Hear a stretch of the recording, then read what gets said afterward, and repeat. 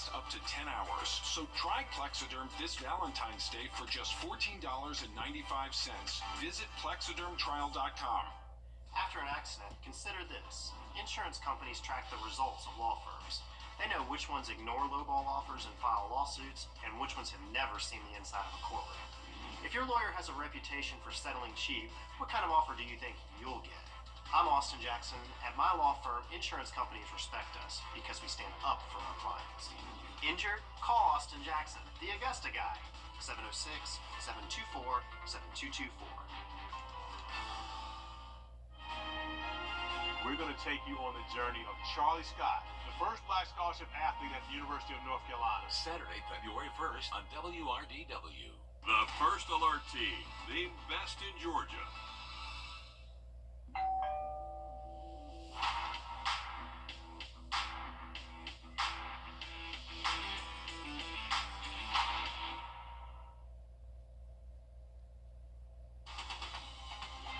Live from Augusta, you're watching News 12, live at 5. Good evening, I'm Meredith Anderson. The homestead exemption, it is a hot topic in Georgia as different counties try to determine if they're going to be exempt. Public hearings in the Columbia County Board of Education system started today. Your Hallie Turner went to that meeting. Hallie, what can you tell us about what was said there? Yeah, Mayor, so here's the thing. When it comes to all of this, there are 3 separate meetings that the county will host, and they've already started that. And then the Board of Education has their 3 meetings, and they just started today. So today was day 1 of their meetings. And lawmakers drafted a bill intending to put a cap on tax hikes for homeowners, but some at the podium today say they're still angry and confused at how a small panel can override a decision the community voted in favor of back in November. Only 3 people spoke to the Columbia County School Board today, but you soon will see who sat quietly in the audience taking notes. She says all sides are struggling to find common ground, with the BOE scheduling hearings back-to-back 3 days in a row, and at times that most working class people are at work. Yassoon says her fear is the decision will be made for homeowners instead of in favor of them. Yeah, we are having every meeting at the same location. And I'm sorry, this 8 o'clock, 2 meetings, 8 o'clock, it's just not really, accommodating. The Columbia County Superintendent, Dr. Stephen Flint, says this entire process is extremely complex and they are not making an early decision as to opt in or out. They are taking each meeting as it happens and listening to every concern. But concerns are wide scale and the decision doesn't just impact homeowners. It could affect how the school gets a large chunk of their revenue. Coming up all noon tonight on News 12 at 6 o'clock, we're showing you the impacts the school system could face if they don't opt out. A lot of strong feelings on both sides of this issue. Thanks for that, Hallie. This just in, live at 5, the Orangeburg County Sheriff's Office says one of their crime scene investigators died in her home. 32-year-old Salita Evans died Sunday after being with the department since September 2022. She graduated from the Criminal Justice Academy in March of 2023. No word on her cause of death yet, just that the sheriff's office says she died suddenly. Tonight, an Evans high school employee is on administrative leave after allegations of an inappropriate relationship with a former student. A letter went home to parents today, but it did not name this employee, nor did it give a time frame of when this might have happened. The principal only said he wanted to notify parents of this investigation and encourage anyone to report suspicious behavior.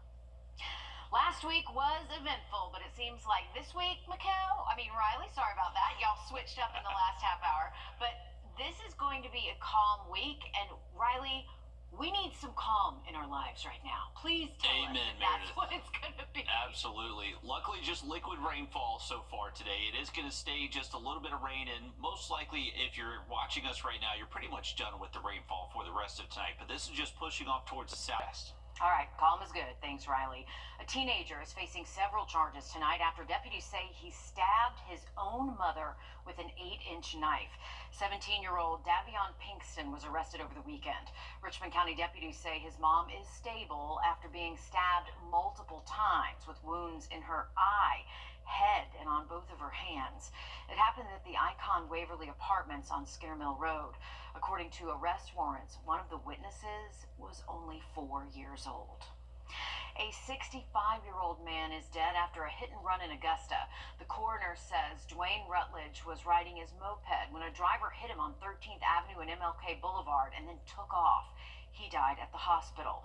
Deputies are looking for a Chevy Tahoe or Suburban. They say it should have front-end damage.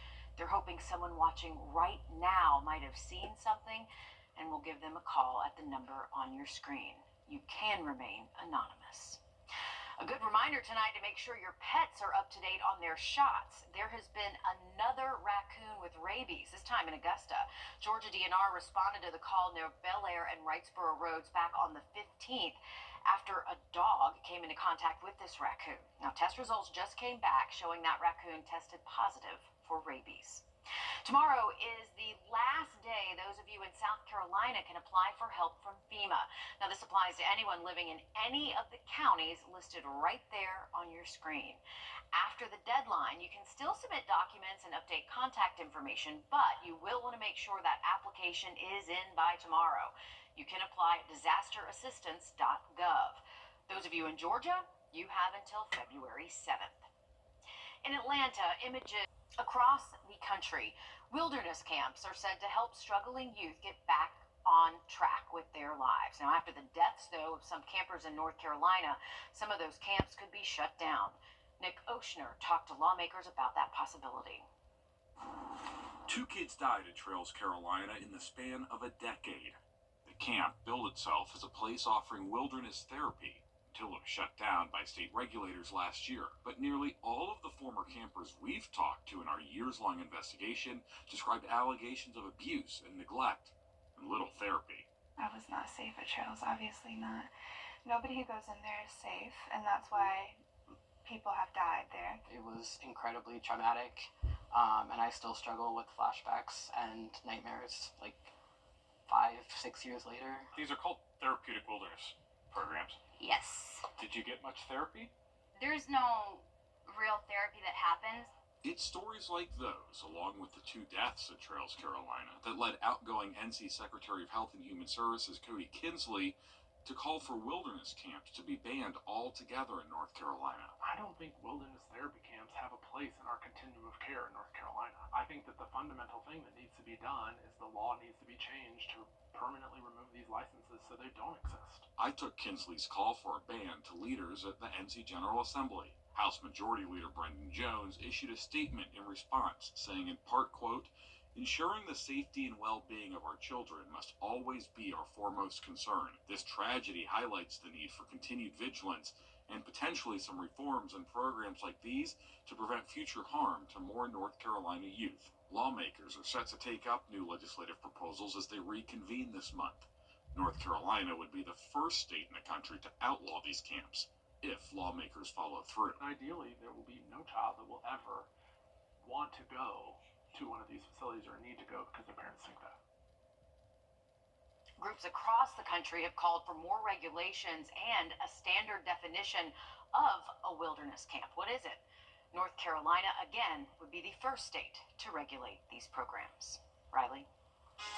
Well, we are expecting to stay above freezing for the rest of the week after a very cold week last week and honestly a cold month so far to start off the year. We're finally turning seasonal and even above average leading to the week. Have a look at those temperatures just after the break. Time and Temp, brought to you by your First Alert weather team. Join us right here on W. A Georgia woman has a love story that has lasted almost 60 years. As Sawyer Bussey shows us, she's keeping that love alive by taking time every single day to spend time by her husband's side. This is a photo of us with the day we got married, and I have to say, it's the best day of my life. I am here to tell you a love story. This is a picture made one Sunday morning. We was ready for church, and we took a picture of us. And these pictures is priceless to me. A 56-year-old love story, plus a few added years, 5 to be exact, and 3 months. Bobby Bailey was in the U.S. Navy. 143, and that means I love you. That was when he was in the Navy. It's under $1,000 now at Rooms to Go.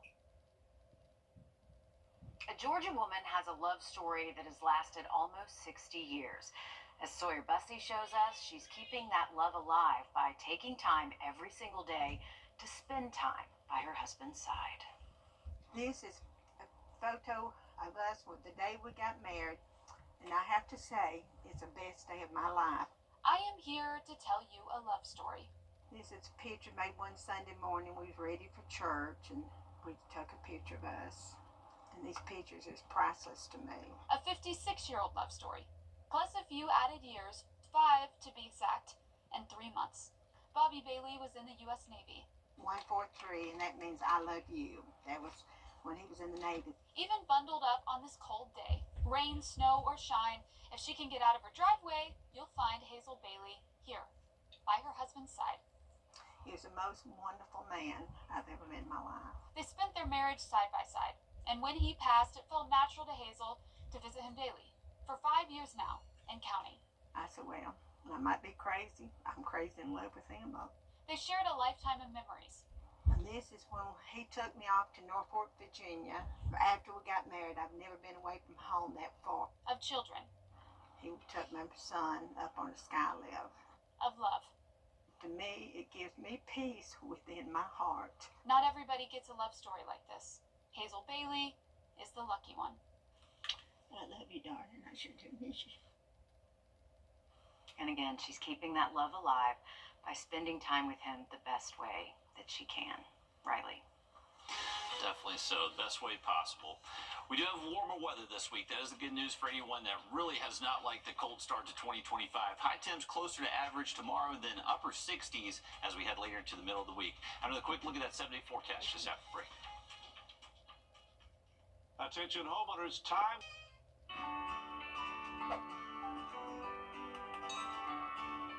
Happy holidays from Parker's Kitchen. Sending a world of good wishes to our invaluable team members. Thank you for making Parker's the best place to work and shop. You're watching News 12 live at 5. Continues. Good evening and thanks for joining us here live at 5. I'm Wrdw. Believe it or not, the Masters is right around the corner, which means it's prime time for rentals. Some homes damaged by Helene won't be ready in time, so what exactly does this mean? Your Audrey Dickherber spent the day looking into this for you. Audrey, things are certainly going to look a bit different for us this year. What were you able to find out? Well, despite the damage still seen all across the CSRA, rental companies are doing everything they can to work with homeowners, helping prepare their homes and get them rented for golf patrons. But they say it'll be different this year. It's the 1 week a year that people from all over the country come to Augusta, and homeowners and contractors have a long to-do list leading up to April. Rental companies say the criteria is slightly different this year when it comes to how a property looks from the outside. They understand there will be houses with pouches on their roofs and messed up landscaping, and say patrons understand that too. Even though many homes are still damaged, people hope to have their houses ready on time, and some are even stepping up to rent their homes that have never done it before.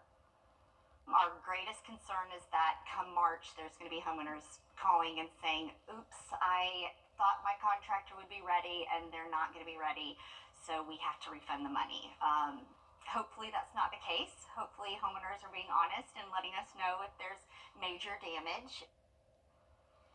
And she says they even had people step up in Aiken and in the Lake Oconee area, but due to the influx of homes being built and people stepping up, they don't think they'll need to have patrons rent that far out. But coming up all new on News 12 at 6 o'clock, we'll hear from another rental company that says this is giving Augusta the chance to really show its southern hospitality more than it ever has before.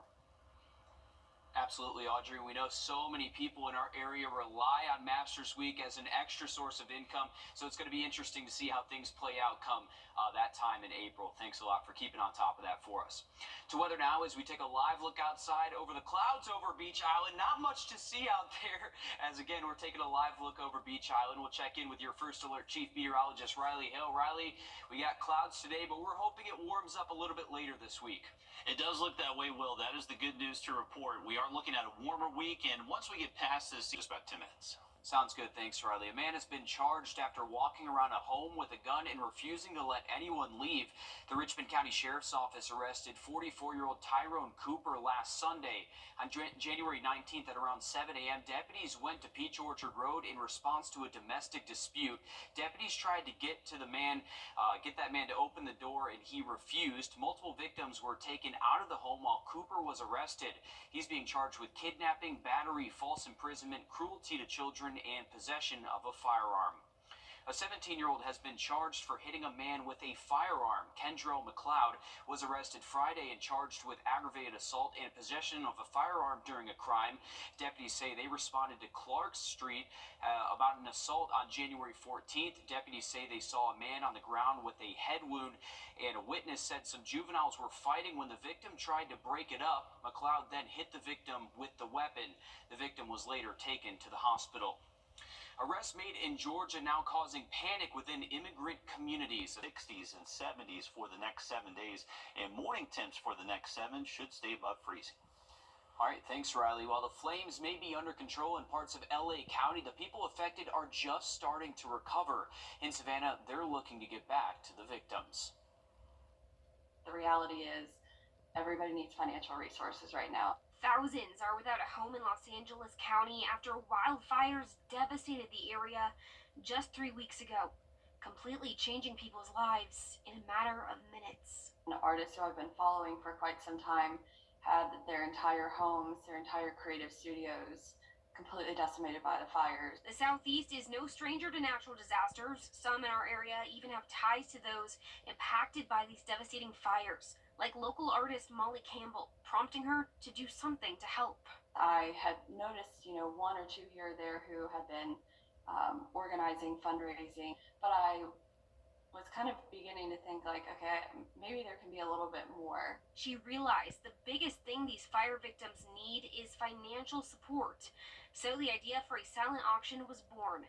54 local businesses have jumped in to help, donating items to be auctioned off, including Greg's famous hot sauce. My heart really broke hearing about, it's such a major loss, and really joining forces with a bunch of other locals made a lot of sense to me. Greg Hornak is an artist and restaurant worker, two groups in need of assistance in LA following these fires.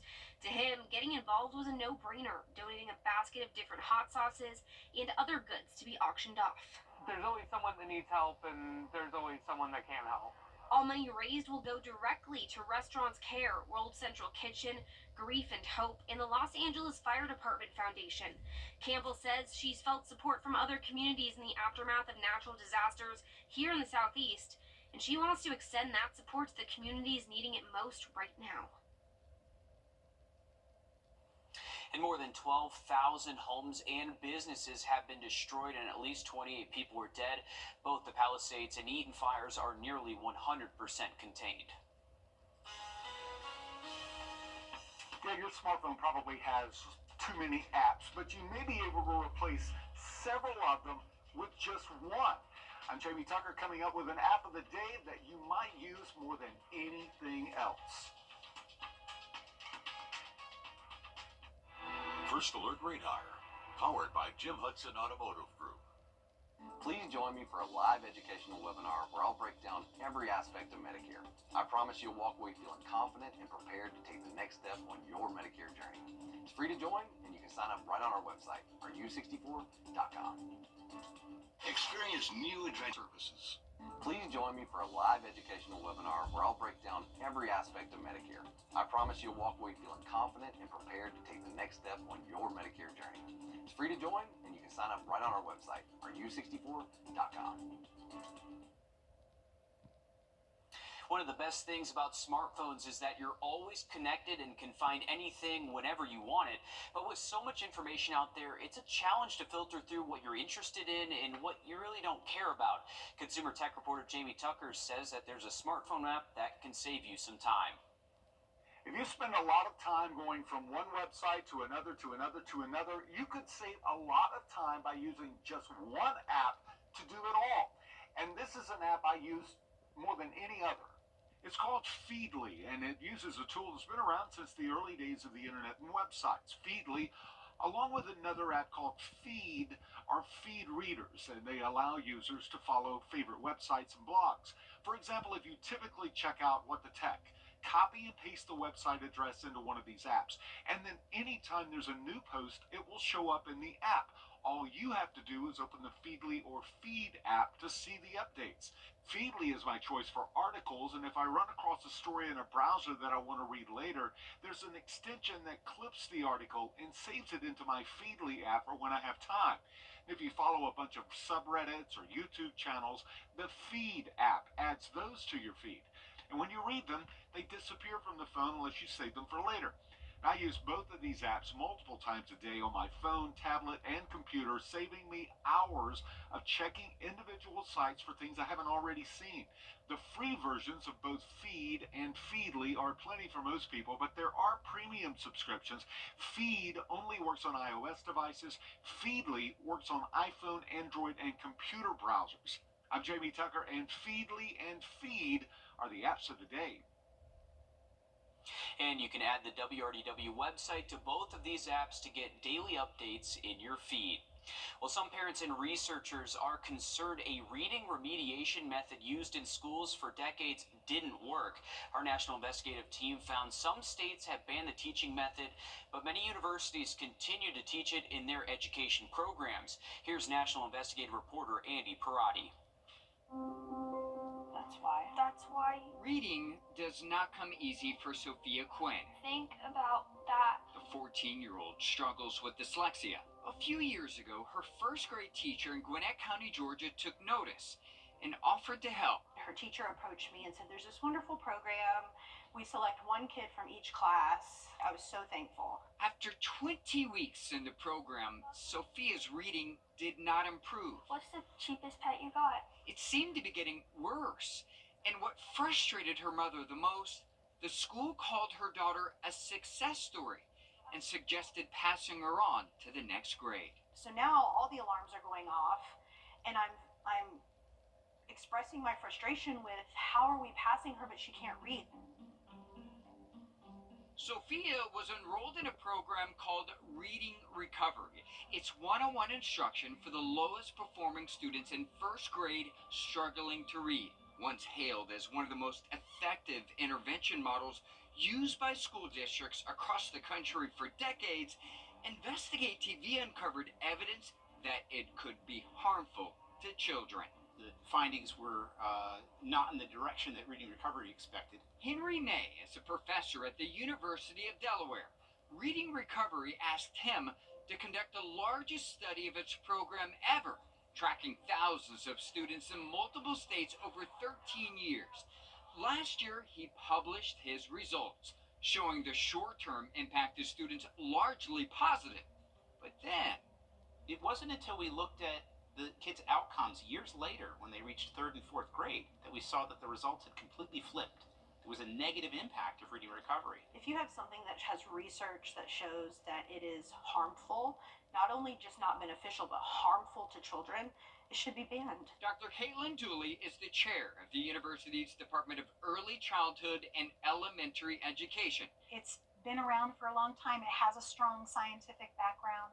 And so we are offering it when it's in demand. And there are still districts that are requesting that we provide that training, and we believe that it works. The Reading Recovery Council of North America, which develops the curriculum, and Dr. Dooley both tell us they consider Professor May's study flawed, pointing out that 75% of its original participants dropped out.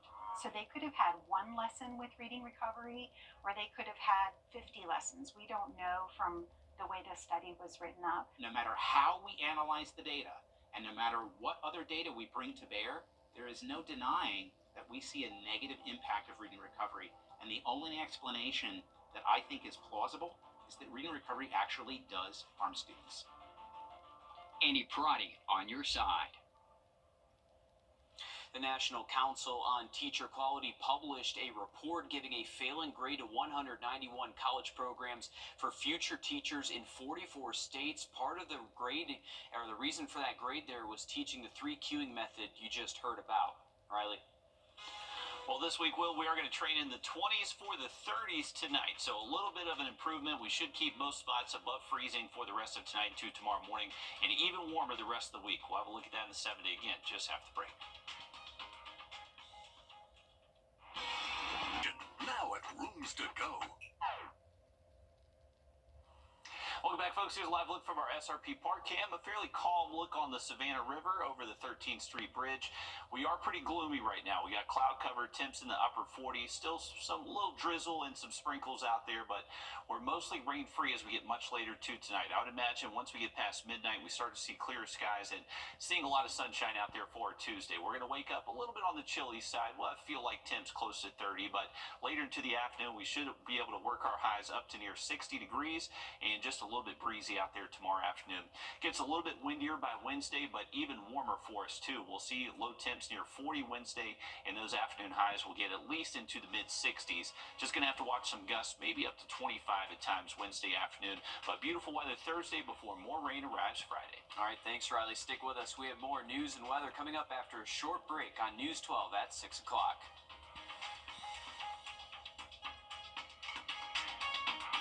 It's the coldest time of year in the CSRA. To stay up to date on anything winter weather to severe weather, download our First Alert Weather app to get the most accurate forecast in our area. Break up with your old car.